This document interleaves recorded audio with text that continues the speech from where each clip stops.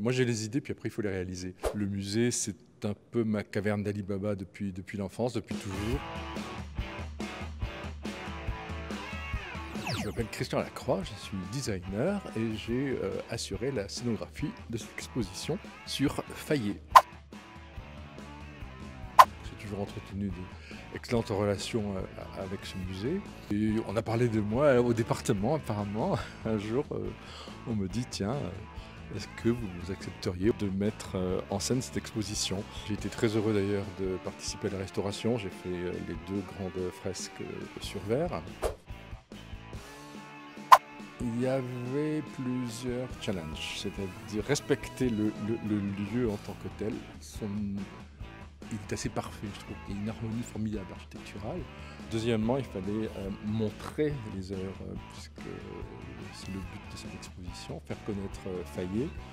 Donc avoir des simèses faciles, comme une promenade, comme si on se baladait en Camargue et en Provence. Troisième challenge, on est dans le musée Arlatin et c'est bien que les gens qui viennent voir les dessins voient aussi une partie des trésors qui sont conservés ici depuis 1909. Camargue et la Provence, je suis né là, je suis né dans le chaudron, j'ai été pétri, j'ai été fabriqué ici.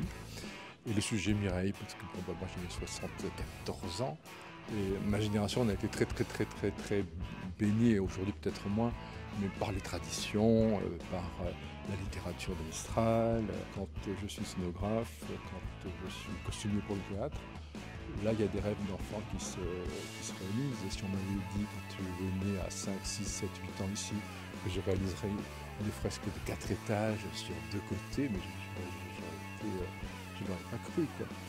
Et quand j'ai eu des Molières pour mes costumes, ça a été une satisfaction, un sentiment de fierté que je n'avais jamais éprouvé, même quand j'ai eu des prix aux États-Unis pour la mode. C'était pas pareil. Là, ça parlait à mes tripes, quoi. Il y a une terre contre laquelle je pourrais jamais, que je ne renierai jamais, je veux dire. Hein,